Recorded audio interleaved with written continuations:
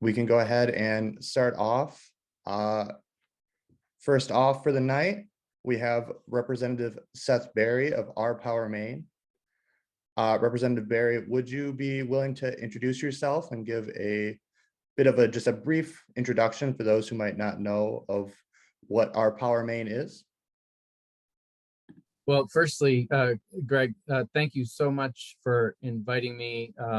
I attended one of your earlier roundtables, and I was just blown away at the quality of the presenters, the incredible momentum that you have there. And I really, really wanted to take you up on this opportunity to talk about what's going on in Maine, because I think there's a lot of good trouble that we can make together here. Maine embarked on the consideration of a consumer-owned utility for most of the state. I say most because there are 97 towns in Maine that are currently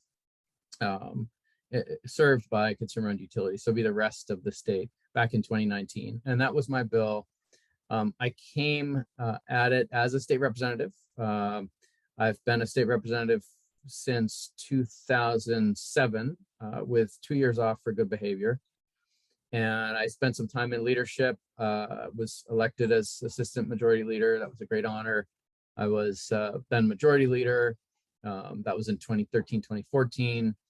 But most of my time in the legislature has been on the joint standing committee. We have joint committees, House and Senate, on energy, utilities, and technology. I asked for that committee because I was very concerned about climate. This was back when I was first elected in late 2006.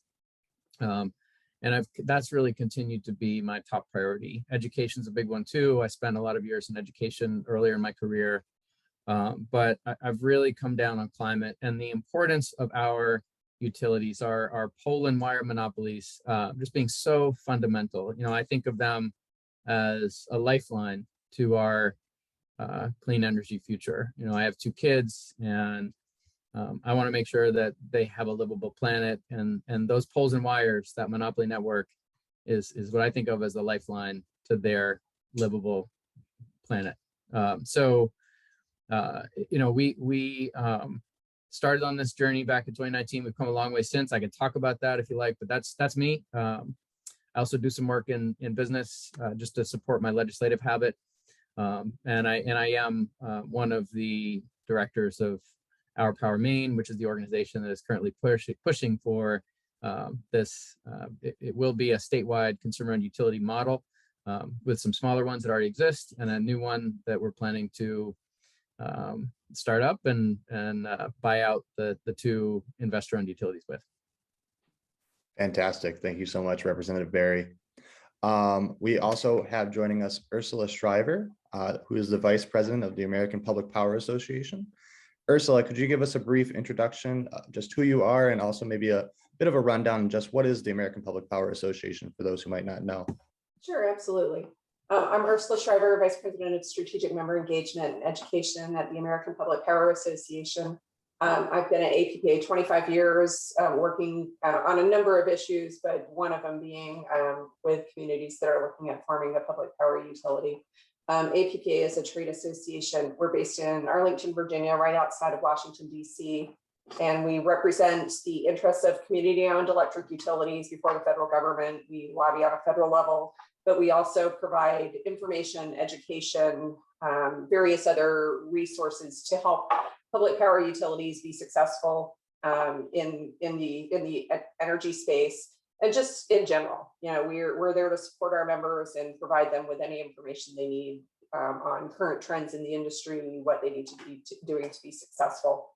In terms of municipalization, we're here as a resource. We think it's very important that communities have the information they need to evaluate the public power option, to make an informed decision locally. You know, that decision may be to continue on the public power path, or it may be to negotiate with the incumbent utility.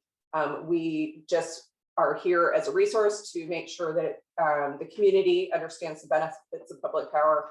Obviously, from our perspective, we see, you know, there are over 2,000 public power utilities in the U.S. that are extremely successful and serve their customers at a very high level. but it's not necessarily for every community. So we don't weigh in on that. We don't advocate to say that public power is right for everyone. We're just here as a resource to answer questions, provide information, so that communities can evaluate their choices.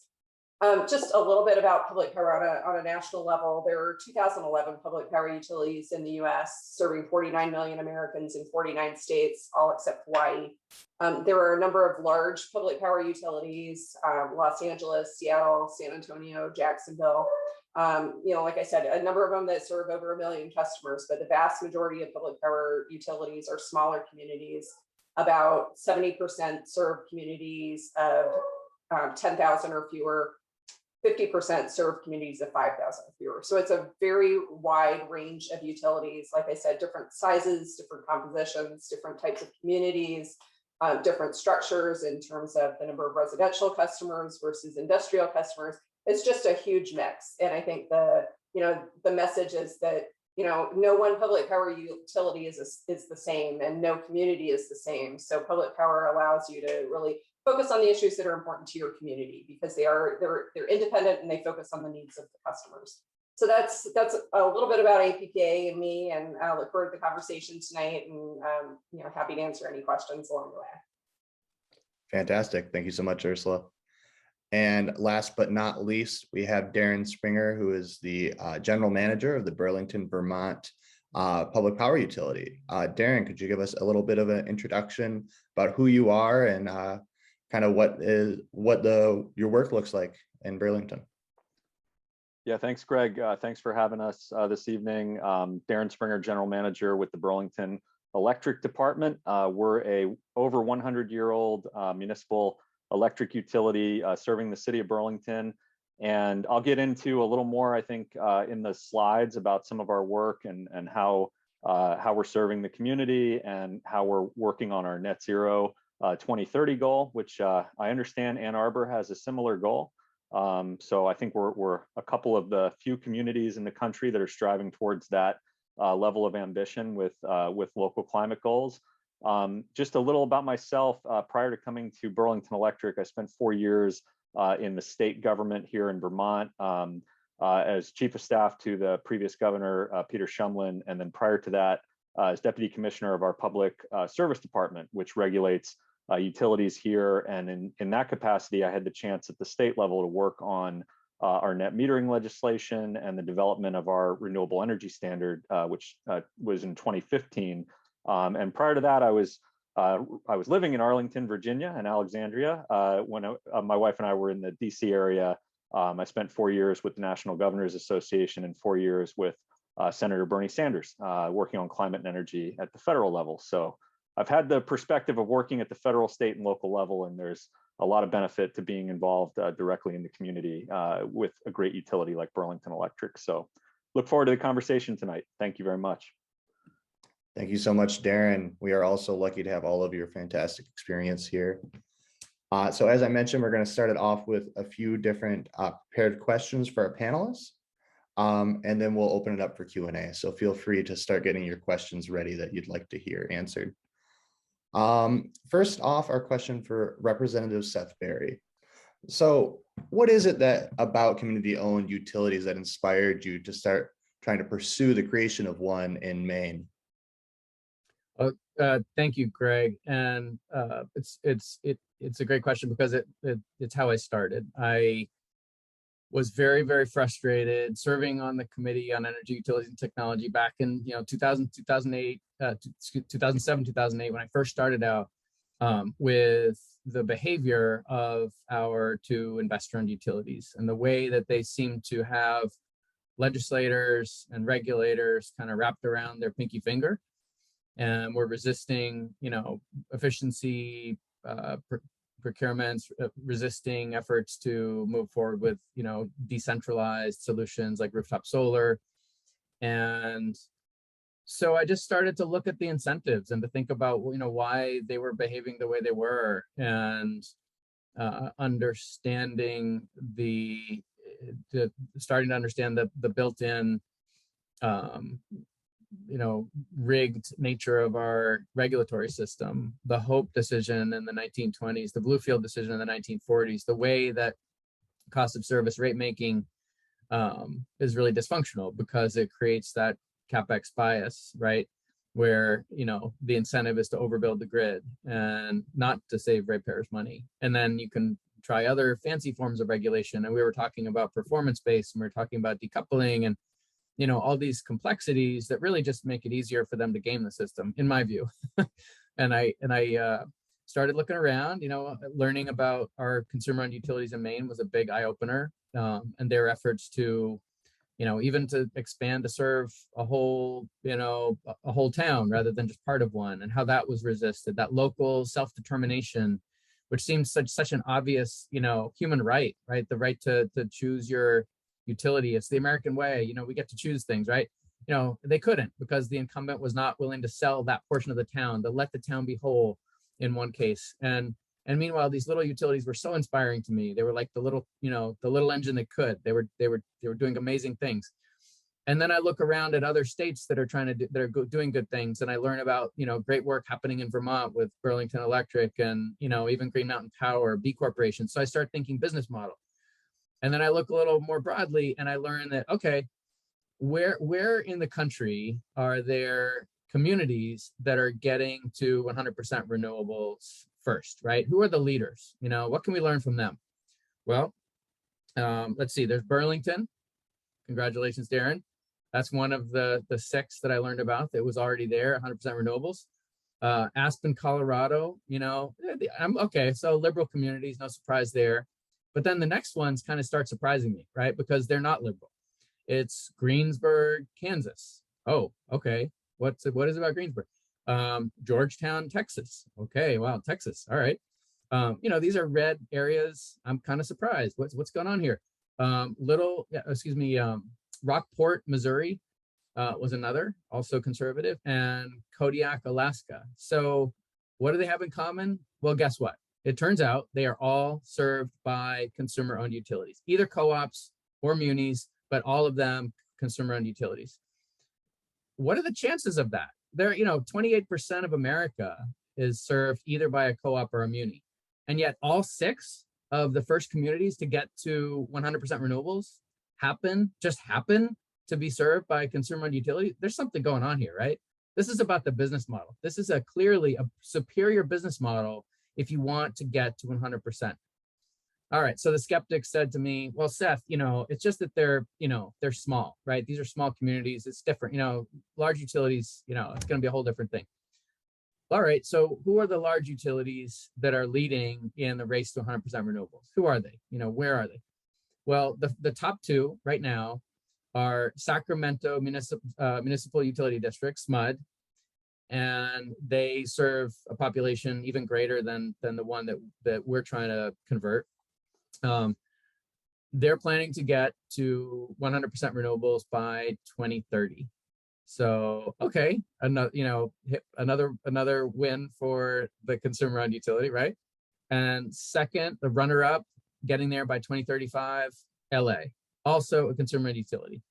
So clearly there is some secret sauce that you get when you have a not-for-profit model, again, whether it's a co-op or a muni, that is locally accountable to its customers. And, when they decide that they want renewables, by golly, they're going to have it. And they've got the low-cost capital, the access to low-cost financing to do it at half the cost. Their interest rates are such that they can literally pivot and make investments at half the cost.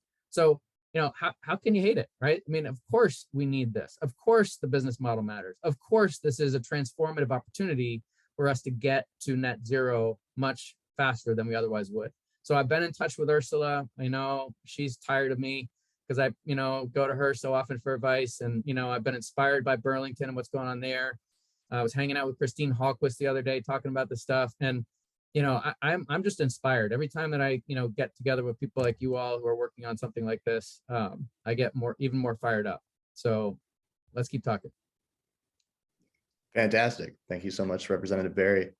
And I think that leads us fantastically into our next question for Ursula. How is it and what are some of the tools that help public power utilities to transition off of fossil fuels and towards renewable power generation? Well, really just following up on what Seth mentioned, local decision making really is the overarching tenet of public power. Communities with public power utilities have local control over the decisions that they make, how the utilities run, the utilities priorities. And so that allows the city and the community to set its own priorities, whether that's investing in upgrades to the system, keeping rates low, or adding more renewable energy to their portfolio. I mean, it really is a local decision. More and more we're seeing communities that are pursuing the public power option for renewable reasons. Over time it has changed. There are times when reliability, after a storm, or rates will be the driving issue. But right now, honestly, it is access to renewable energy is really the key focus of most of the communities that are looking at public power. And really, it's because the incumbent utilities are not providing the service that they are looking for. And so by having a public power utility, you can focus on those local priorities. Public power utilities are, they're obviously owned by and accountable to the people that they serve. They're governed by local elected officials. Citizens can participate in public meetings. They have a say in, what the issues are that the utility is going to address. And so if renewable energy is a priority for the community leaders, utility leaders are going to make decisions that will address that issue, just as if it were any other local priority. So, honestly, it may be renewable energy right now. 20 years down the road, it may be some other issue that your community is interested in. But having the local utility with local governance allows you to pivot and make those changes and address the issues that are important to the community. And if the elected officials and leaders of the utility are not responding to community concerns, citizens can vote them in and out of office, so that it really is a public process to where the citizens, have a say. And, I think more than investor-owned utilities are typically, they're focused on profit. I mean, there is an element of customer service, of course, in serving their customers, but there is that kind of added piece of needing a profit. And public power utilities are focused on the long-term community goals. So they can make investments that will pay off over time. It doesn't have to be this year's, quarterly results. It's looking at what is best for the community in the long term and how can we get there. And so maybe it may take a couple of years, but if you look at it in the grand scheme of your community and the well-being of your community, I think that's the important perspective to take, not thinking about just what it is this year or next year, but what are the long-term goals of the community and how do you want to get there? Awesome. Thank you so much, Ursula. And now I'm going to go back to Representative Seth Berry. I promise that I am not ignoring Darren. Darren has a fantastic presentation we're going to get to in a little bit, but I want him to be able to give that as a solid chunk. So our next question will be, how can community-owned utilities help us achieve a just transition, right? A lot of people are really concerned about the labor side of the transition off of fossil fuels, and many of those advocating for public power utilities believe that they can have a strong role in this type of Green New Deal just transition pathway. So Representative Berry, could you speak a little bit to that? I can. And, I think there are, lots of communities who we, deserve special attention as we make an energy transition. Certainly workers are an important population to be looking to. And so what we've done with our referendum is to sit down with labor and just build into it everything that makes sense for them. We need the workers to be successful. We need them to have the resources. We need, highly qualified individuals to come into the workforce. We're looking at building out our grid, 3, maybe 4 times its current capacity, right? And it's also going to take a different shape. It's going to be more multi-directional. It's going to be more decentralized. It's going to be smarter rather than just big and dumb, right? So it's very important that we ensure that the workforce is well-trained, well-compensated, et cetera. I think there are, to be very frank, some issues around the recent Janus decision and around the implications for workers who are transitioning from private sector to public sector. So I just want to flag that. That's a real concern, and you may or may not be able to kind of get over it, under it, around it. That's been an issue for us, but we have in our referendum built in so many wonderful opportunities for union jobs. We have said no more use of private contractors, private non-union contractors. You've got to use, good union labor wherever possible.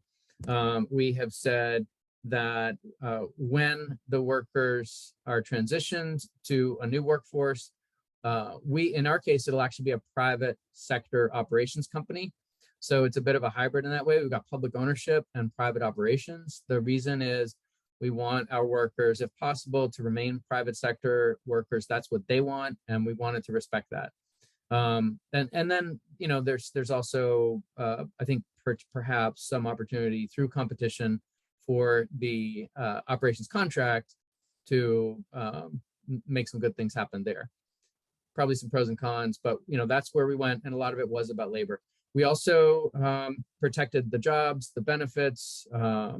We added in some additional protections, even for retirees. So you got to give thought to how labor in your case, in your specific circumstances, is going to be treated. And I think there's nothing better than talking about it, right? Just as a starting point. Another key population, generally speaking, is the lower income individuals.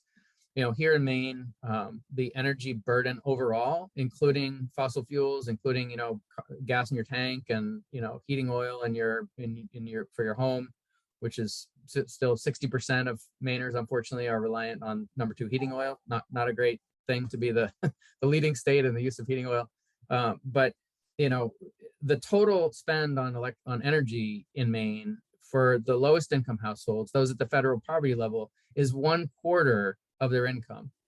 So if I am a single mother and I'm supporting 2 kids and I live in a trailer in backwoods Maine, on average, let's say I make $16,000 a year, obviously, a huge struggle, but that's roughly federal poverty level, right? So I'm on average spending $4,000 on energy.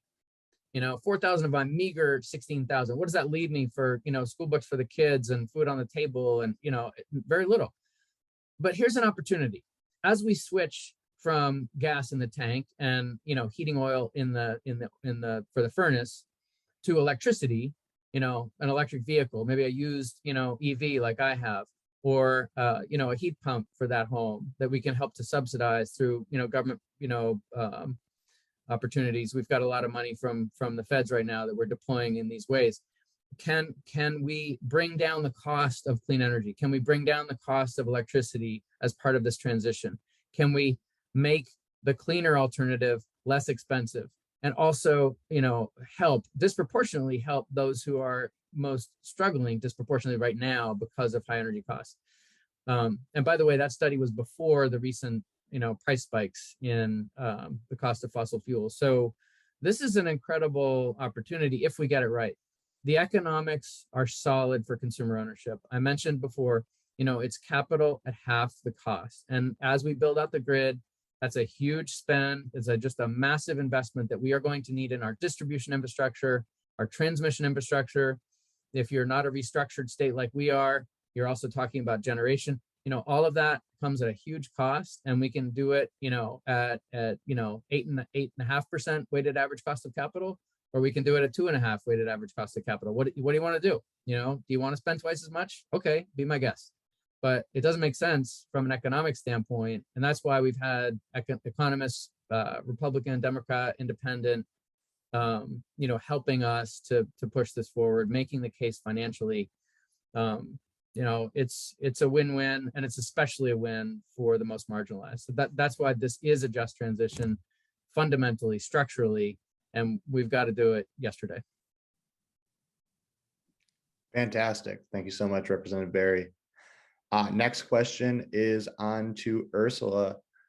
So we know that public power utilities tend to, on average, have both lower rates and more reliability than their investor-owned utility counterparts. What are some of the reasons that public power utilities have this type of advantage? Sure. And, you know, once again, following up on Seth's remarks, I mean, I would like to say, I mean, Maine has been really thorough and very diligent in their analysis of public power. And I mean, I think Seth can speak to public power probably as well as I can at this point, as much as he's dove into these issues. So, I mean, I think I really commend you, Seth, and your team for all the work that you've done. It's really impressive. But so, you know, once again, in terms of rates and reliability, I mean, it comes down to local control, local decision making, and addressing the priorities of the local community. And Seth mentioned that very well, just in terms of low income customers. You know, reliability and affordability are vital to any community. I mean, in terms of customer satisfaction, but also economic development, community vitality, and you have to have, you know, solid reliability and reasonable rates to have a strong community. Public power utilities have a strong focus on the core electric operations and delivering reliable power, in part because they are focused on investing in and maintaining the distribution system as a long-term asset of the community. They're not trying to save money to, you know, provide resources to stockholders or shareholders. They're able to invest all of the money that is generated from a public power utility is put back into the community, whether it's into the distribution system or into the community in some other way. So that is a really significant benefit of public power. In terms of reliability, just having local crews that live and work in the community is a very significant factor in terms of reliability as well. They're able to respond to outages very quickly because they live in the community. They know the system very well because typically it's a smaller community than an investor-owned utility that has millions of customers. So they know the system very well. The customers are also their family members, their friends, their neighbors. It's their house. So they have an incentive to really, you know, restore power to their family and their friends and so forth. And then living in the community also means that they can get to the site of an outage more quickly because they're there. They don't have to travel long distances to get to another county or another community to reach them in terms of outages. And then, you know, really as an entity of the local government, there's also a huge benefit in, you know, public power utilities coordinating emergency response with other emergency organizations, for lack of a better word, in the community, whether it's, you know, fire, police, you know, ambulance. They are coordinated because they're all part of the same government entity, and there's much more collaboration involved there. And then in terms of a major outage, you know, public power utilities, as utilities do across the country, we have mutual aid agreements where, you know, once a community gets power onto their community, they'll come and assist the neighboring community. And that happens really across the industry. It's not just public power, but public power has a very strong network there, but we tap into and we help co-ops and investor-owned utilities in the event of an outage like that as well. In terms of the low cost structure and affordable rates, the most significant factor in public power's lower rates is its not-for-profit status and the fact that we don't pay the dividends to stockholders. But there is also local cost consciousness and scrutiny over expenditures. You know, citizens participate in public meetings. The city council or utility board has intimate oversight over the expenses of the utility to make sure that you know that somebody is watching, you know, what's going on there. And in a large company where it's located in another area, possibly even another country, the customers just don't have that input that they have with a public power utility. Lower administrative costs also play a factor in lower rates. You don't typically see the CEOs or senior executives of public power utilities making millions of dollars. It's just much more of a, you know, it's a local decision, but it's just more, it's not as extreme. So that is a significant factor in the lower rates as well.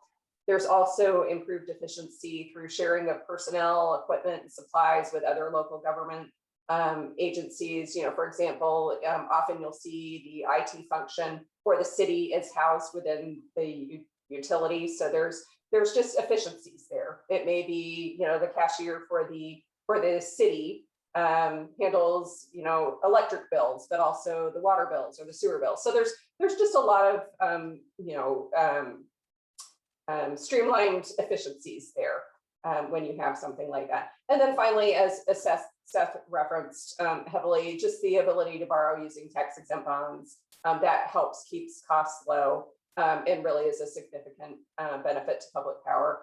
And I would say, even though, on average, public power utilities rates are lower, but there are certainly communities where they're higher. And having a public power utility allows you to make that decision. And there may be situations where they have higher rates because they're trying to underground their lines, or maybe they are trying to increase the amount of renewable energy that may come at a higher cost in the short term. So just having that public power utility allows you to make those decisions locally. And if your rates are high now, you can put yourself on track to lower them in the future. It's just comes down to that local control, local accountability. Staggering level of detail. Thank you so much there, Ursula. All right. So going over to you, Representative Barry, for our last prepared question for you. So right now, the stage of this process that Ann Arbor is at is we're looking into funding a feasibility study to start answering some basic questions, right? How much is this going to cost? How much will it make? Essentially, is this worth it? Is it a feasible thing for us to pursue? We know a lot of other communities have gotten hung up on this step. Sometimes the feasibility study doesn't properly define the scope of work, or that it is biased in one way or the other. What are some tips that a community going into this process should take into account, so that we make sure that we get the most accurate and fair and unbiased study possible?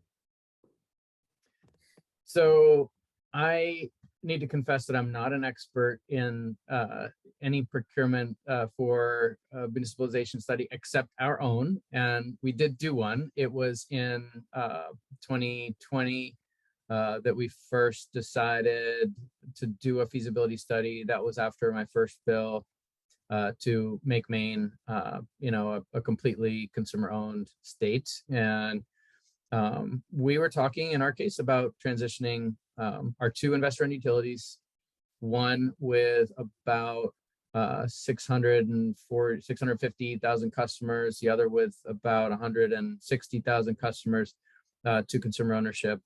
We ran it through our Public Utilities Commission. We wanted to have sort of an independent, highly credible to the skeptics, mediator, right, to choose the bidder. I was super nervous about entrusting this to our Public Utilities Commission because, frankly, they sometimes seem to do whatever the utilities wanted.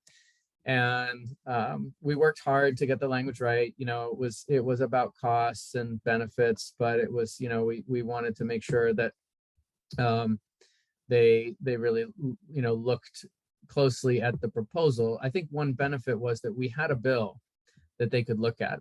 We had actually, spent a lot of time drafting a proposal and a design for the new consumer-owned utility. So it was essentially looking at that and determining whether that would bring benefits to Maine. And I made sure to ask, we made sure to ask for the 30-year vision. I think it might have been nice to go to 50, but it's harder to make predictions in the out years, right? So we wanted to know the long-term costs and benefits.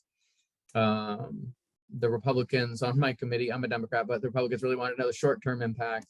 I think looking at alternative ways to financing is very useful. Securitization can be a tool if the upfront costs are large, and I think we probably could have done a better job of asking them to really drill down on that in the study, to look creatively at different tax considerations. The consultant was not really able to get under the hood of the tax structures that are used, I think sometimes creatively by the investor-owned utilities. So they said in their own feasibility study that they didn't, they thought tax considerations should be further investigated. We asked them to look at the legality, and I think that was also an important question. I'm glad we did. we got back a clean legal bill of health. Yes, this is constitutional.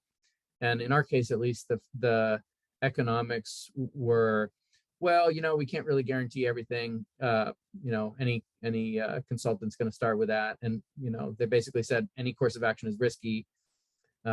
Expect those kinds of caveats. But they did find that in their analysis, there was at best a modest short-term increase in rates, and then in the out years, a growing and increasing savings. Importantly, and it was London Economics that ended up doing our study. Importantly, we asked them to share the spreadsheet, which baked in the formulas that their assumptions were using. That turned out to be very important, and we didn't think to include it in the RFP, but you want to see their spreadsheet. You want them to be able to show their math, right? Because on the off chance that you get a consultant that doesn't do a good job, you can then unpack the mistakes, the assumptions that you might disagree with. We were very fortunate that when we asked for the spreadsheet, they turned it over. That was then interrogated by an economist here in Maine, who's a very, very impressive energy economist, and a career in energy business and energy consulting. He found, and this is pro bono, he found that in fact they forgot to mention a $5 billion cash reserve fund, because their assumption was that, if you're going to have a credit rating, you're going to have to build up a cash reserve. And so baked into the spreadsheet and not mentioned in their report was, $5 billion sitting in a bank account, which, by the way, wasn't earning interest, because they just didn't happen to, figure that into the account. So, the economist said, hey guys, you probably should have mentioned this, these billions of dollars that belong to ratepayers. That is a net benefit that accrues to them. So this is another thing you might want to think about, not just asking for costs and for savings or dis-savings. London Economics was very focused on that phrasing, savings or dis-savings. I think you really want to look at the overall costs and the overall benefits, all benefits that accrue to customers, including cash reserves, including the assets themselves, right? If once you own a utility, that's worth something. Right? It's like owning your home as opposed to renting it. So don't tell me that, if I just go and spend, $9 billion to buy a grid, that, I'm $9 billion worse off. No, I own something of value, right? So don't let your consultant tell you that the money you spend is just money flushed down the toilet. It's not. You own something, and that has value. If you were to sell it later, and there are plenty of examples of privatization, then you make that money back, right? So make sure that you're getting the whole story and not just, a skewed one. And that leads me to my final recommendation. Make sure that you're asking for a consultant who has done significant work for consumer-owned utilities, for not-for-profit organizations. I was pretty scared when I found out that LEI had been chosen, because the vast majority of their work has been not only for investor-owned utilities, but also in many cases for privatization efforts. If you look at their website, their origin story is that they got started by helping to sort of broker the privatization of Great Britain's utilities. So, imagine how I felt when I found out that the consultant chosen, had sort of started out they had their roots in privatization. That didn't feel good. And then they had done all this work for investor-owned utilities. So look for, a balanced, portfolio, a balanced set of qualifications. There are a lot of consultants that, they make their money by working for the investor-owned utilities. And you're not going to get an accurate picture if you choose one of them, because they know which side their bread is buttered on, and they're just gonna, think with the same habits of mind, and it won't lead to good things. And I think that about covers it for me. Just look around, look at other municipalization studies, look at, what New Gen has done, look at what London Economics has done. I don't know all the consultancies are out there, but, look carefully at their qualifications and write your RFP in such a way that you're going to get, the right kind of consultant to do the work, who will be believed, who will do a thorough job, who will be credible, and who also, truly answer your questions in the fullest and best way. Hope that helps. Yes, thank you so much, Representative Barry. And final prepared question for Ursula, and then we'll get over to Darren. Sorry for leaving you waiting so long, but I'm absolutely certain it will be worth the wait. So Ursula, we've heard from some critics in our own campaign, this idea that a municipal utility or a publicly owned utility is an object of the past, that it's an outdated model, that it isn't prepared to meet the needs and challenges of the 21st century. Is this something you agree with? And if not, what are some of the ways that municipal utilities are relevant to the challenges we're currently facing? Sure, thanks. So obviously, I completely disagree with that. And I think the opposite is actually true.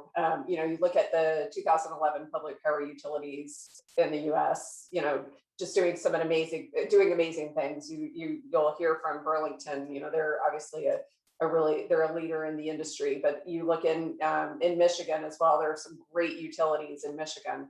Holland, Board of Public Works, Lansing, there's a number of just great examples of utilities that are doing innovative things. The electric utility industry is obviously facing a lot of change right now. There are changing customer expectations, whether it be renewable energy, solar, just different types of expectations that customers are looking for. It also related to technology. It is a changing industry, but public power utilities, the fact that they address the issues that are important to the community, they have the ability to adapt and change, I think is really a key focus of why public power utilities are and have been successful for over 150 years. Public power utilities started because investor-owned utilities weren't willing to serve small towns or communities that wouldn't be profitable.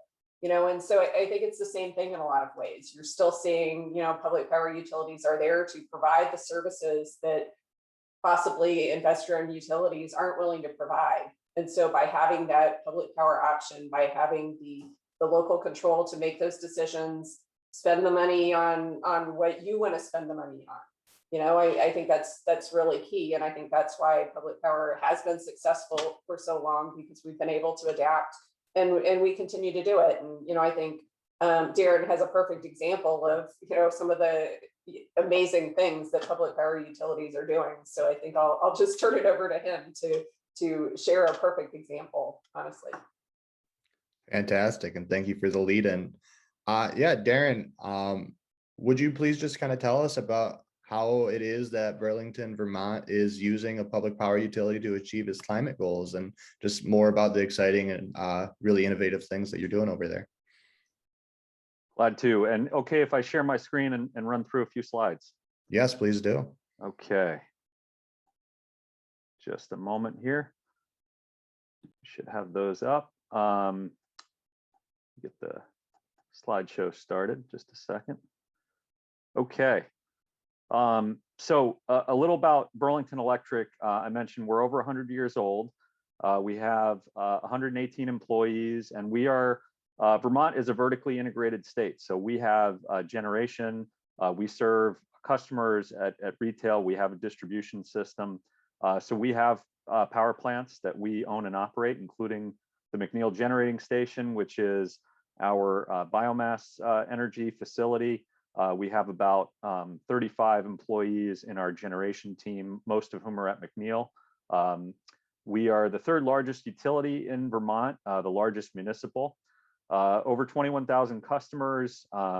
If you look at it, we're about 3/4 residential and 1/4 commercial. But if you think about our energy use, it's flipped. It's about 3/4 commercial and 1/4 residential. And of our residential customers, we have about 60% are renters.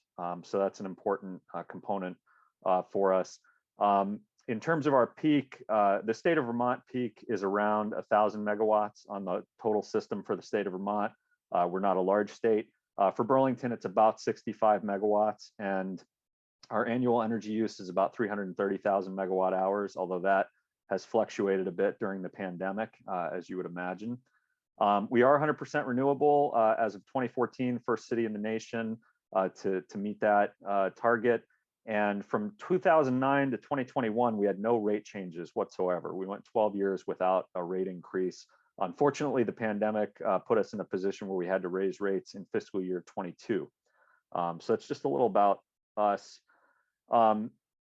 In terms of reliability, which is the #1 thing our customers, every time they're surveyed, respond. That's the top priority. They want the power to be reliable.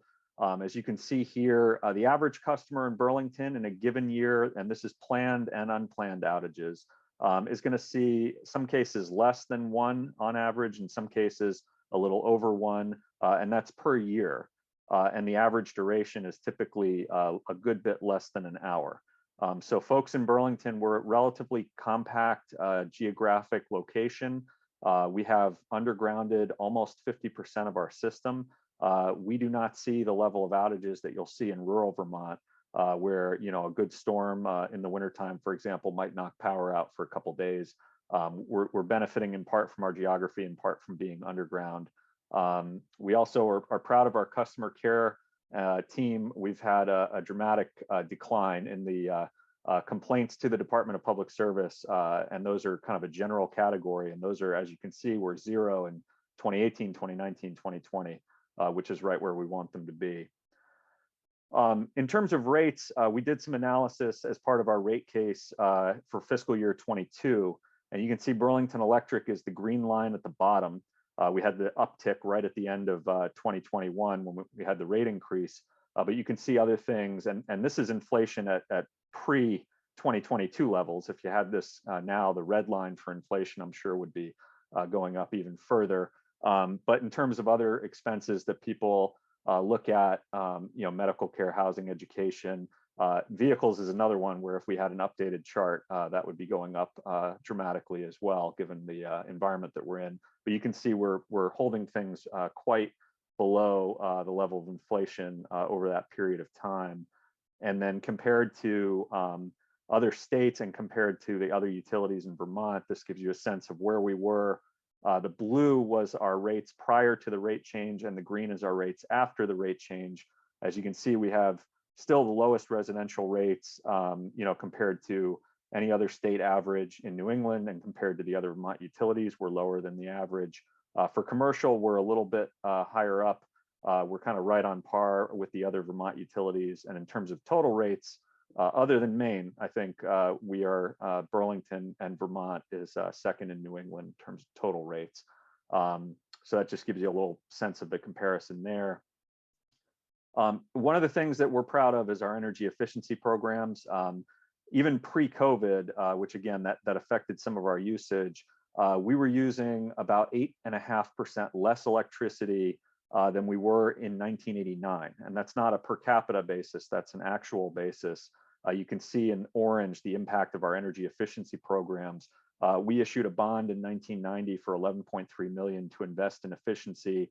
And since then, we and our customers have invested well over $70 million in efficiency efforts that have helped to achieve that delta. And certainly that's something that if the rest of the country had a similar trajectory, I think you'd see hundreds of power plants that wouldn't be needed if we were saving that much energy at a national level as we are here in Burlington. And in terms of our portfolio on the left, you can see our resources. We're a little more than a third from wood, which is our McNeil station. We get wind power from 3 different projects, 2 in Vermont and 1 in Maine, the Hancock Wind in Maine. We have a small slice, although it's growing, of solar that's located in the city of Burlington. And then we have hydro, both large, which is generally out-of-state hydro from Quebec and New York, and then in-state hydro, including the Winooski 1 hydro plant, which we own and operate right across the river in the kind of the border between Burlington and Winooski. We both sell and purchase renewable energy credits, but we're 100% renewable in both cases, in terms of renewable credits and in terms of our portfolio of resources. And then I mentioned solar growth. We were in 2019 and 2020, we were #1 per capita in the Northeast for solar growth. You can see here the trajectory between 2010 and 2021, pretty rapid growth. I attribute that very much to not only the efforts of Burlington Electric and our customers, but also strong policies at the state level, and the federal tax credits help to drive that progress as well. So really our focus now that we are 100% renewable is this vision of being a net zero energy city by 2030, which means becoming 100% renewable, not just for electricity use, but in the ground transportation and the thermal sectors as well. So we very much believe in strategic electrification and in using that to help drive fossil fuel use out of the systems. Right now in Vermont, thermal and ground transportation are well over 70% of our emissions, because just like Burlington Electric, the rest of the state has a relatively clean grid. So electric power generation is not a significant source of emissions as it used to be, but thermal and ground transportation are challenging. And just like Seth mentioned, in Maine, Vermont has a fairly high number of households that use heating oil, that use propane. Here in Burlington, we have a natural gas utility, so 95% of the households in Burlington are on the natural gas system. We produced a net zero energy roadmap that was adopted by our city council in September of 2019. And it lays out several pathways to achieving the net zero energy goal. And you can read it if you're interested, burlingtonelectric.com/NZE for net zero energy. Was produced for us by Synapse Energy Economics of Cambridge, Massachusetts. So that really guides a lot of our work and our business model now. And what you can see here is we've been updating our data every single year, and we were doing pretty well in terms of emissions reduction, fossil fuel use reduction. We had a mild rebound in 2021 because people were driving more coming out of the pandemic. Although nationally, I think we had a much bigger rebound. It was about 6.2% in increase nationally. I think in Burlington, we had a 1.5% increase between 20 and 21. But we're still down about 12.5% relative to our 2018 baseline when we started tracking this data, which is for fossil fuel use in the thermal and the ground transportation sectors. Similarly, if you look at it kind of sector by sector, you can see natural gas use and the kind of trajectory there relative to the roadmap path. And you can see with transportation, in part because we are still seeing less driving in 2021 relative to pre-pandemic, we're still actually below the trajectory we needed to be at on the roadmap. And as you can see, the roadmap pace is incredibly aggressive. It drives a lot of really thoughtful decision making because we have to use every tool in the toolbox to even try to stay on this trajectory, given how compressed a time frame it is between now and 2030. These were just some different takeaways that we had. I think I covered most of them just in comments, so I won't linger on this slide. I'm going to jump to this slide. So this might be exciting, I think, for folks in Ann Arbor who are thinking about having a public power utility. These are our strategic electrification incentives that we've developed in the years since 2017. And I mentioned Vermont's Renewable Energy Standard, which I had the chance to work on at the state level, has a component called Tier 3, which actually requires utilities to offer programs for strategic electrification in the heating and the transportation sectors.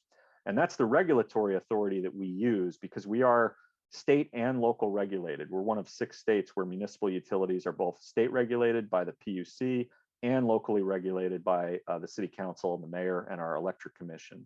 So we've been bolstering these programs over the period since we launched them. And you can see the different programs we have. We're for electrifying everything. We've got heat pumps of every variety, incentives, electric lawn equipment, which has actually been quite popular. We've got electric vehicles, plug-in hybrids, new pre-owned. We've got charger incentives. We have e-motorcycles, e-bus, e-bike, every mode of transportation. And importantly, I know there were some comments in the chat previously about equity, we offer an enhanced incentive for our low and moderate income customers in most of these programs. And we're seeing the participation rate among our low and moderate income customers increase over time. And one thing I'll just mention here in terms of charging, I think, Seth mentioned about, and Ursula mentioned about clean energy and economics. When we think about electric transportation here in Burlington, it's a fantastic opportunity, especially when gas prices are $4.50 at the pump. You can charge at home off peak with 100% renewable electricity for the equivalent of 65 cents a gallon here in Burlington. It's an amazing opportunity, and that's available. And even if you're not charging at home, if you're at one of our public stations, it's about $1.50 a gallon equivalent. So the clean energy is the cheaper energy when it comes to transportation fuel. And it also keeps more dollars in our communities, because you spend $1 in the state of Vermont at the gas station, about 3/4 of that dollar leaves the state of Vermont. If you spend $1 charging at one of our charging stations, about 2/3 of that dollar stays in the state of Vermont. So it's a great buy local opportunity as well, which I like to talk about. In addition to our incentive programs, we have a variety of different projects going on with partners. Up in the right-hand corner there, you can see our car share partnership with Car Share Vermont. We've been helping them get electric vehicles and plug-in hybrids for the car share fleet. So folks who don't own a vehicle but are a member of Car Share can drive electric, and we have charging infrastructure for that. We've partnered with a company called EV Match out of California to address rental charging in particular, because they have software that's really well suited for rental and multifamily properties, where you can set it so that it's used for tenants during certain hours of the day and available for the public other hours of the day. We developed a pilot with 14 chargers with them, was very successful, and we're expanding it to 50 or 60 more chargers at rental and multifamily properties over the next several years. And at the bottom there, you can see a picture of our McNeil plant. We're working on a district energy proposal related to the McNeil plant to try to use it as a combined heat and power facility and not just an electric generation facility. And we're doing some other things in terms of our own fleet, like we have an electric bucket truck for our line crew that's coming over the next year. And our team knows that if they're bringing any vehicle proposals to me during budget time, we're looking for electric vehicles as part of our fleet, trucks and otherwise. So we're hoping to make some progress there in the near future. Just a few slides on some of our results. And during the pandemic, we really bolstered our incentives with what we called the green stimulus in 2020. So you can see with heat pumps, we had about a 15x increase in installations relative to the period prior through that green stimulus program. If you're putting in a single head heat pump in Burlington, we can cover about 2/3 of the cost of that heat pump through our different incentive programs, which is makes for a very attractive proposal and is helping folks make the switch to heating with renewable energy. Similarly, we've had good growth with electric vehicles. I think we have more opportunity here, but we've seen more than doubling since the summer of 2020 with the green stimulus program in terms of electric vehicles. I know the supply chain is challenging at the moment. And then we've talked, I know during the conversation about financing and the cost of capital, we brought to voters last year in December a first of its kind net zero energy revenue bond proposal. It's a $20 million proposal. We were doing so at a challenging time in our community. We just had a residential reappraisal where a number of properties saw that their tax bill was going up. So folks were very attuned to cost concerns. But despite that, we had a 70% yes vote in the community for the net zero energy revenue bond. We only needed a majority, so that was a really strong vote of confidence. We issued the bond just recently, and the 20 million is going in these 4 different buckets, essentially, about 12.5 million towards grid investments, part of which is to bolster our capacity for strategic electrification, technology system upgrades to help replace aging technology systems, maintenance of our renewable plants. You can see our Winooski 1 dam in the picture there. But also converting, we have a gas turbine that's a peaker plant. We're going to be converting that to run on biodiesel. It runs very infrequently, and it's not really part of our portfolio, so to speak, but we're going to make sure that that's renewable as well as part of the bond proposal. And then capital investments like new EV charging stations, fast chargers in the community, demand response technologies. So good example of being able to finance some of the things that we're looking at from a climate standpoint through the bond process and getting a very decent interest rate in doing so. And as part of the bond, one of the things we're doing is we're going to double the funding for our strategic electrification incentives over the next 3 years, try to boost our uptake and our ability to fund those incentives for our customers. We project if we're able to do that, we'll have an incremental emissions reduction lifetime of 47,000 tons beyond business as usual, which is about 100,000 barrels of oil equivalent. And we are projecting that, in terms of strategic electrification, it may help pay for roughly 40% of the total bond funding. So there's a payback, obviously, when you're able to implement these types of programs in the form of increased electric use over time for our system. And then this is the last slide, and I appreciate everyone bearing with me through all of those. I tried to run through them as quickly as I could, but these are some of the things that we're working on. And I would just say that, for us, we're certainly conscious, as much as we want to lead on net zero, we need state policy development to help us. We need federal policy development to help us. So it's great that there are communities like Ann Arbor and others around the country, folks in Maine and elsewhere who are working on some of the same things and can create the opportunity for change. So I am going to stop sharing and come back to the video here. And thank you so much for the opportunity. Yeah, thank you so much, Darren. That was really educational, really, really great stuff. Okay, we've now entered into the stage where we will be answering questions from the audience. So I'm going to give these questions. Some of them may be directed specifically at one person, though if any of you feel inclined to answer them, feel free to speak up and give us your insight here. And I'm going to go ahead and start with one we got earlier on in the conversation from Lewis. I see this as about voter expression and rights. What kinds of things have you seen comparing publicly owned utilities to privately owned ones in terms of improving minority and working class representation and engagement locally? And that's pretty open to anybody who would like to speak to that. I'll start, since Maine is the whitest state in the nation. It is just an issue in general for almost anyone except a utility lawyer to get involved in the Public Utilities Commission proceedings. I've got a master's degree, and I have trouble even participating. It's quasi judicial. It's very challenging, I think, for the public to follow a docket at the PUC.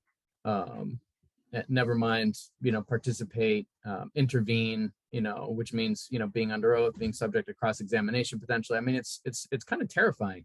So how do we get, people to participate at the PUC, or even to participate in energy discussions at the legislature, or even to understand, some of the nuances like business model and what strategic electrification means, and why some states have deregulated and other states haven't. I mean, there's a lot to learn, a lot to unpack.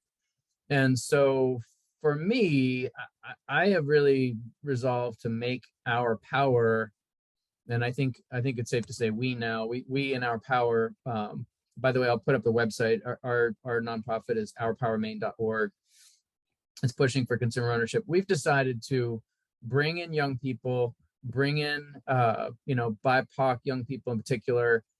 We are looking for others from outside of the state who have expertise in this area to help us.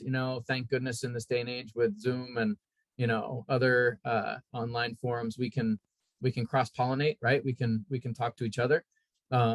We want to create a cohort of young people, especially people from marginalized frontline communities, who can speak knowledgeably about energy issues, who know the parlance of the public utilities commissions or public service commissions, who can go toe to toe with a utility lobbyist and hold their own. That's incredibly important to us. I think education, and I speak as a former teacher, is a critical component of this. And, you know, structurally, our consumer-owned utilities, our munis and our co-ops, they have that, right? You know, they're transparent, they meet in public, you can participate in electing or unelecting a board member. You know, so there's that natural structural opportunity for real energy democracy. But I think it also requires education and literacy, right? Energy literacy. So we really need to, I think, join together, and Ann Arbor is a college town, so is Burlington, you know, great places to do it. And get young people engaged in talking about this stuff and helping them to talk knowledgeably, because my God, it's their future that is most at stake, right? You know, they have the most to gain and the most to lose at this critical moment in history where electrification, strategic or even not strategic, is absolutely critical. We've got to do it, right? So that means understanding our utilities, because we will depend on them entirely for that clean energy future to work. So education. I'm really interested in working with you all at Ann Arbor Public Power on this, you know, kind of new idea for us. You know, maybe pulling together some young people and doing some training in this area to really make them spokespeople for their generation, who can say more than, you know, I want you to do something about climate change. You must do something about climate change. They're telling us that, but it's the next step. It's like, okay, what do you specifically, what do you want us to do? How are we going to do it? And when they hear, you know, grown-ups, you know, talking bullshit at them, they can call it out, right? You know, because they need to be able to do that as well. So, because there's plenty of it in the halls of power, right? They need to be able to call it out when they hear it. So, yeah, I've said enough. I'm curious to know what Ursula and Darren think. I would just echo what Seth said. I think now it's a huge opportunity for the electric utility industry to engage the younger generation, because they care about the environment. They understand technology. They care about technology, and you know, historically, I think our industry has been an older industry. People stay in the industry for decades, you know, and bringing in that next generation of both employees, but also customers that can embrace those changes and push utilities to be responsive. That's what we need to do as an industry, is we need to respond to these changing customer expectations. And they're being driven a lot by the younger generation. So I think there's a huge amount of opportunity there, and like getting them involved in our industry and even in the communities in general, just, you know, embracing the, you know, different perspectives and having that really lead the way for how, you know, public power moves forward, but the electric utility industry in general. And I'm happy to add just briefly. I think this is one of the areas where having the municipal utility be a part of city government can be a real benefit. We have colleagues at the Community and Economic Development Office who are working on workforce development proposals, and we're able to engage with them on that. We have a really well-regarded refugee resettlement program locally here in the community in Burlington. And in fact, a very large number of students in our schools speak a language other than English. And so a lot of our work is around making sure we have translation services to reach different customers, making sure that we have workforce opportunities for folks if they want to start off working at the McNeil plant and working their way up. We have great examples where that's happened, and creating kind of job shadowing opportunities and that kind of thing. And then in addition, we're going to be doing this actually in a couple weeks. We have a Trusted Community Voices program in the city of Burlington, representing a number of folks in our communities who have come through that refugee resettlement program or may speak a language other than English, and folks who we want to hear from in terms of, are our programs responsive to the needs in the community? And if not, what are the types of programs that we can offer? What are the services that we can offer? What's relevant? And in a lot of cases, our engagement starts when somebody has a high bill complaint, and maybe they had a high energy use month and they're wondering what happened and how can we help? And so having an energy services team that can go out and engage with folks, meet them where they are, and try to come up with solutions. Those are all things that I think as a public power utility, we're well equipped to support. Awesome. Thank you all so much. That was some really great points from each of you. And kind of speaking about, this role that we have in our in influencing a public power utility. One thing that we have been thinking about a lot within Ann Arbor Public Power and as a community generally is how are we going to structure this governance? We've seen communities that have elected membership boards, appointed boards. We've even been exploring the idea of maybe having a mixture. Could any of you speak to some of the benefits of either any of these approaches and kind of what are some good tips for structuring a Muni that's going to be both effective and run well, but also responsive to the community's needs? My sense is that it really depends on the locality, and I could see in a place like Ann Arbor, it's pretty easy to have an elected board.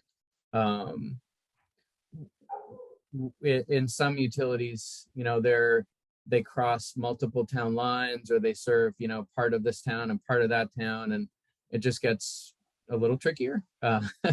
Who gets to vote and where's the polling place, and we certainly see that in some parts of Maine. What we settled on for the proposal for what's called the Pine Tree Power Company, which is what our power is working towards, Pine Tree Power being, of course, the Pine Tree state of Maine, is a hybrid. We decided that we wanted to have an elected board that then itself chose some additional expert members. We did not want the governor and the legislature, as much as I love legislators, we didn't want them to be the ones choosing. We felt that the board should be elected, then they should turn and they should elect, they should choose at least one person who had some expertise in utility management and operations, for example. At least one person who had specific expertise in labor and the concerns of labor. That was, by the way, another thing that we did to make sure workers were kind of represented on the board. There's kind of a role for an environmental individual, someone with experience in renewables and storage and other grid edge technologies, grid modernization. So we have these additional members. It's a board of 13 with 7 elected and then the 6 appointed members. All of them get a vote, and that was our decision. I will say also, we talked with some bond banks, some banks that finance these kinds of efforts, and I did get a general sense that they prefer appointed because they worry a little bit about a political board, and the possibility that politicians might or people who run for office might not always bring the same expertise. They might make decisions that are a little more motivated by the next election rather than sort of the long-term fiscal health. And so I wouldn't describe it as like a deal breaker for them, but they did say, that they kind of like the appointed flavor. So it seemed like an additional reason to build a little bit of that in. Having said that, the flip side of that coin is democracy. You want to see direct democracy, the responsiveness of the utility. So that's our story. I'm curious to know what Ursula and Darren think. So I would just say from a national perspective, it really runs the gamut in governance structures across the country. A lot of particularly smaller communities are governed by a city council, and then you have the larger utilities tend to have either an elected or appointed utility board. And I think the most important thing is having people on the board or the city council that actually understand utility issues and are willing to dive in and educate themselves on the issues of the electric utility industry, because it's a very complicated industry. And if you have a city council that has to keep track of 50 different initiatives within the city, it's very hard to really dive into and understand the electric utility industry. So I think that is just an important component to think about as you're deciding what governance structure you want to have in your community. There's not necessarily a right answer, and there are examples all over the country of great models in all three camps, really, elected, appointed, or the city council. But just making sure that you have people that can really understand the issues and understand and be supportive of, you know, the investment or the initiatives that you want to pursue as a community. Yeah, and I think I mentioned we're a little unique. We have an appointed citizen board of 5 that meets monthly and that has certain jurisdiction to approve certain of our activities or recommend approval to either the city council or the Public Utility Commission. The city council can approve certain of our items and or approve us filing items with the Public Utility Commission, and ultimately for rates, for example, for compliance with state programs like the Renewable Energy Standard, we do that at the state level with the Public Utility Commission. I guess the advice I would offer is you want to have at least some level of deference and trust in your professional utility staff to deal with things that are time sensitive. Energy markets, for example, you need to have the ability to respond you know, in a reasonable fashion to changes in the energy markets. On the other hand, despite the challenges that you might think of, I find having overlapping regulation as being quite helpful because it's never popular to go and try to raise rates. It's not something I look forward to doing. I was happy not doing it for a very long time. But you know, having overlapping bodies of approval and different points for folks to get engaged and weigh in, starting with our public every month utility commission meetings, through the city council, through the PUC process. You know, Seth mentioned the PUC process can be very challenging to engage in. So we have different levels of opportunity for engagement even prior to getting there. And by the time something gets to the PUC, it's been pretty well vetted, potentially by 2 local bodies with the opportunity for customers to weigh in. And then just lastly, because this may be true in Ann Arbor, it's true in Burlington, the ratepayer and the taxpayer are not the same in all cases. And so as a utility, we're looking out for the ratepayer, and that doesn't always include the same kind of financial allocations as you would for the taxpayer. So having a utility regulatory structure that is focused on the ratepayer and making sure that the investments being made are to benefit the ratepayer, who's ultimately the customer, and that there aren't you know, ancillary expenses that are happening that would be more appropriate to be made by the taxpayer, for example. Those are important things to think about as well. Awesome. Thank you all so much once again.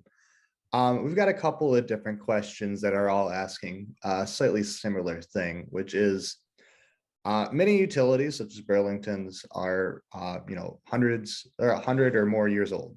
Ann Arbor would be building up a new utility. What are some of the advantages that this could bring, or maybe the disadvantages? Like how could we starting this newly in the 21st century, do things differently to help with things like clean energy goals or distributed energy generation?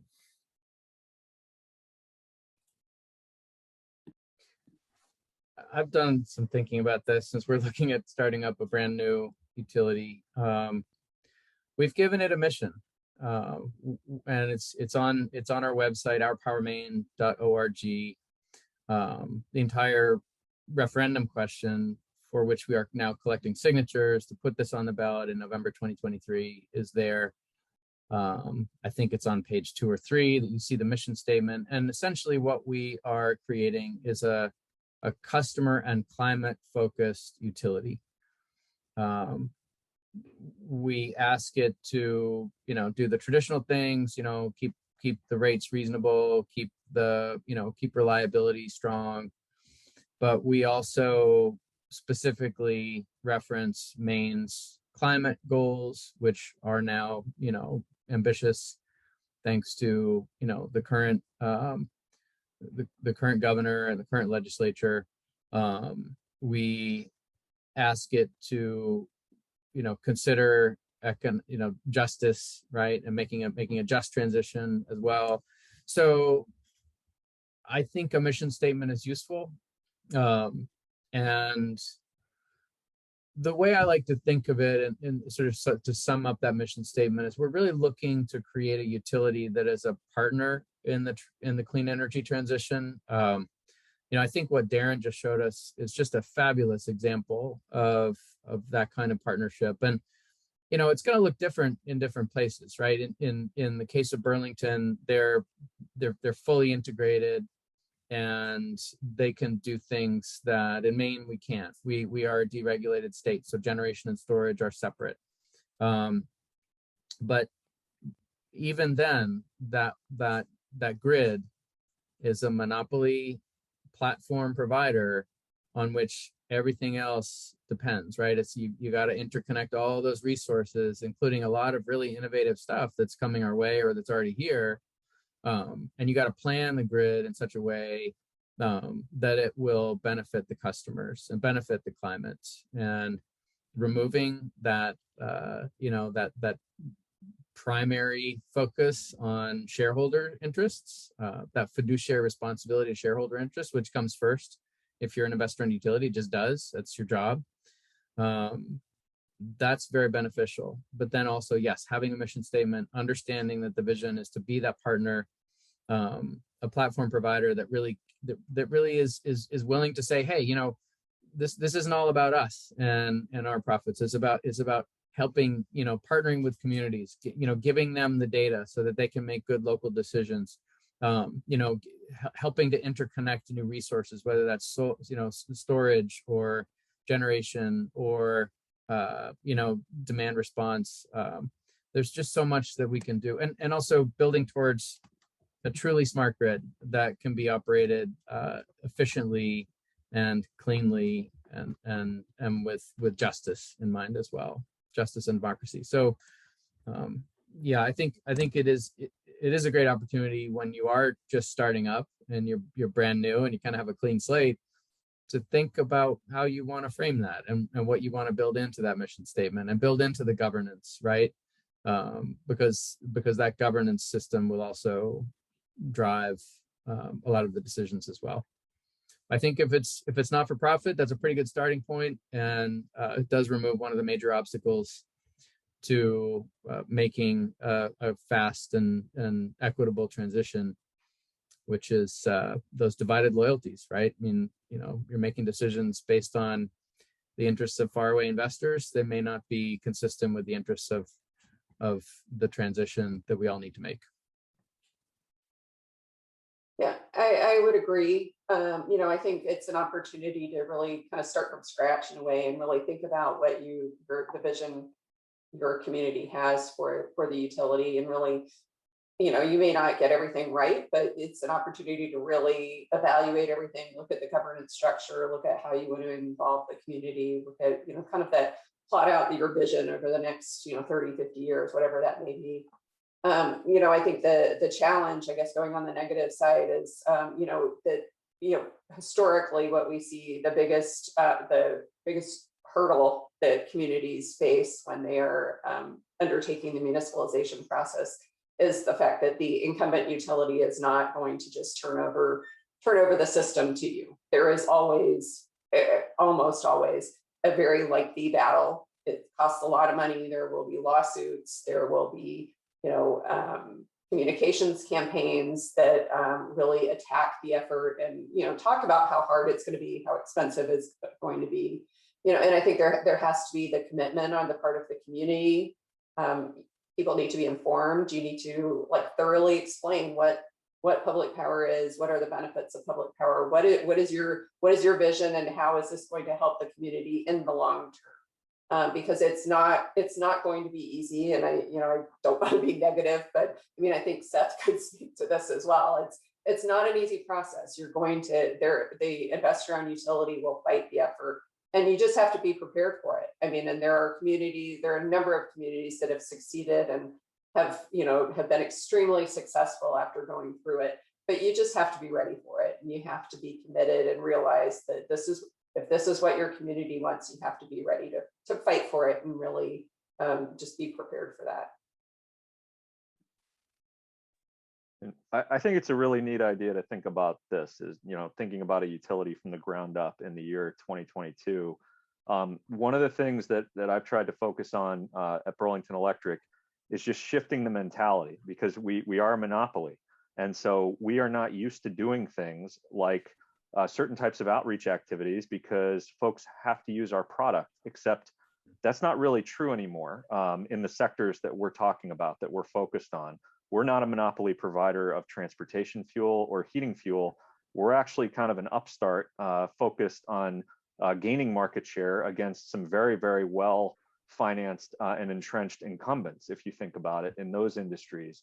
And so we're doing things now different than we used to. We're running radio ads talking about our electric vehicle incentives. We hadn't done that. We're doing things to reach out to customers in different ways. And I think, you know, having every member of the utility see part of their job as being focused on the net zero mission is really important too. We have our buildings and grounds utility generalist team. Maybe didn't necessarily see it as part of their job, net zero, when we first started talking about it, but now they help mow our lawn with a electric commercial lawnmower, and they show that off to folks when we have people come and visit the facilities. You know, they help us procure electric vehicles for our fleet.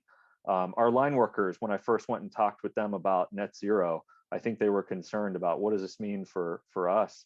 And I said, this means we're relying on the grid more, not less. This means instead of losing sales in the future because people decide they don't want to rely on the grid, they want to do solar and batteries and get off the grid, we're going to become more essential to what they need, because we're going to be providing their transportation fuel and their heating fuel in some cases. So we're going to need more work on the grid. And our line workers, we have an employee benefit program, net zero energy benefit program. One of our line workers used that to get electric saws that he used at home. And he liked them and he brought them in and he said, hey, we should use these in our trucks. They're cleaner, they're safer, they're not using fossil fuel, and we're making that investment. So we're switching over with their leadership, not coming from the top down, bottom up, their leadership, we're switching over to electric saws in our trucks. So just instilling that framework in the utility, great opportunity to do that if you were starting fresh in 2022. Fantastic. Thank you all so much. We are coming up to 8:30 and I want to be mindful of everyone's time. I very much apologize that we weren't able to get through every single question that people posed. We as Ann Arbor Public Power will make an effort to see if we can distribute these questions out and get some answers through other means like social media and so forth. But if you all would just entertain me for one last question before you all sign off. If you had to give us just one piece of advice for us as a community going through this and kind of deciding if this is the right path for us and picking up this fight, what would that one piece of advice be? Let's start with Representative Barry and go through in the normal order. I think the one piece of advice that I can best offer is to believe in yourselves. You know, the investor-owned utilities will try to tell you that only they can fix it, that only they have the knowledge, only they are sophisticated enough to run a grid. You know, I don't know, you know, what Darren thinks about that, but I think that there are lots of folks in Ann Arbor who are smart enough, who can, you know, make good choices, and you can hire, you know, you've got a lot of, like, you're gonna have more money on the table if you're financing at 2.5%. You can have more money to really get the best and brightest to manage your grid. The board of directors will be, you know, they'll say this is going to be politicians running the utility, and you can't have that. That would be terrible. You know, especially if you're talking about an elected board, they'll accuse you of, you know, government run, you know, politicians, you know, make bad choices. Well, I'm sorry, you know, we're talking about the people, right? We're talking about the people of Ann Arbor believing in themselves, believing that they can make good choices and that they can hire the best and brightest to do the day-to-day work, you know, the way that Darren is doing such a fabulous job, and connect them with other places like Darren. I mean, what you're doing tonight, you know, by having Darren come on and give us that great slideshow, that inspires, right? That shows that it is not only can be done, but it is being done in communities across the nation, just like Ursula has told us, you know, 2000 and what was it, 41 utilities, 2000 and something, I don't know. There you go. a bunch where people are already doing this. Ann Arbor is smart. The people of Michigan, have what it takes, believe in yourselves, and remind others to do the same. Yeah, I don't know that I could say too much more than that. I mean, I think Seth said it perfectly, but I think, understanding, like thinking about what your vision is, understanding what it is and communicating it to, the individuals in the community, and then being ready to, answer the false information that's out there, be prepared to clear that up, because, there are tons of examples of great public power utilities out there. And I guess finally, think of us as a resource. APPA is here to help. We can put you in touch with other communities, just like you heard from Darren, there are hundreds of other thousands of other public power utilities out there doing amazing things as well. So, tap into us, and, we're happy to help in any way. And in a way, this is an interesting conversation for me, because we have such a long established public power utility here in Burlington. And I think we're well regarded thanks to the work of many folks over many, many years on our team. And so when we, and I live here in Burlington, so I hear if we're doing anything wrong, I'm gonna hear about it from my neighbors, I'm gonna hear about it at the coffee shop and elsewhere. So, we haven't had a campaign like this to convince folks. Folks are already convinced. And so I think the benefit that I see is that we're very much aligned with what our community's values are, particularly environmentally and socially. And that's been the case really dating back to the 70s and 80s, when we think about our beginnings with energy efficiency and changing from having a coal plant on the waterfront to shutting that down and moving to the McNeil wood chip plant when Bernie Sanders was mayor, and all the things that have happened since. And so to me, I think, focusing on the why, what is it that Ann Arbor is looking to accomplish? And in fairness, and Seth mentioned earlier, we have great utilities in Vermont of all different types. We have a very, very progressive investor-owned utility in Green Mountain Power. We have great community co-ops, Vermont Electric and Washington Electric. We have great municipals all around the state that are all doing good things. So to me, we've seen each model work in its own way in Vermont. But I think, being able to focus on what it is you want to see out of your electric utility, and having that be the focus, particularly with climate being such a driver, because often when I'm in these conversations, whether it's with folks was out in Colorado or folks elsewhere, it seems like they get stymied with their utility in making the progress that they want to make towards their climate goals. So being able to articulate how having this type of model would help you make more progress than the model you're currently working under is not only helpful, but perhaps might inspire your incumbent utility to maybe work a little harder on that front as well. So I guess that's the best thought that I have. Fantastic. And I know I like a broken record, but I'm just so grateful for all of you to come here and share your experience with us. It's so helpful for us as a campaign and us as a community. And I also want to thank everyone who's attended and chimed in with your great questions.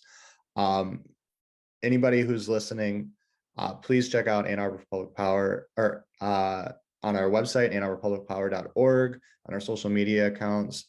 There's great ways to get involved. We need every hand on deck for this campaign. So if you want to get involved in the campaign, please reach out through the contact us form. If you're interested in donating, that goes a long way. We need lit and we need to pay lawyers. So every dollar helps. And so, yeah, thank you all so much. This will be up on YouTube likely tonight, shared up on our website by likely tomorrow. And I very much appreciate all of you. Thank you so much.